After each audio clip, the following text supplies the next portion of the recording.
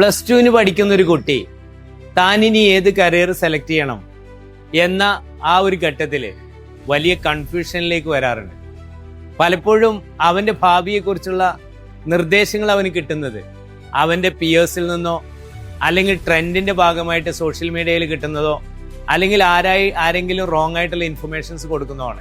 ഇതിന് പകരം തൻ്റെ പാഷൻ മനസ്സിലാക്കി തൻ്റെ കഴിവ് എന്താണ്, തൻ്റെ ആപ്റ്റിറ്റ്യൂഡ് എന്താണ് എന്ന് വിശദമായി പ്ലാനിങ് ചെയ്ത് മാപ്പിംഗ് ചെയ്തുകൊണ്ട് ഹയർ സ്റ്റഡീസ് അതേപോലെ ജോലി കരിയർ സംബന്ധമായ തീരുമാനം എടുത്തിട്ടില്ലെങ്കിൽ ഭാവിയിൽ ഒരുപാട് ദുഃഖിക്കേണ്ടി വരും.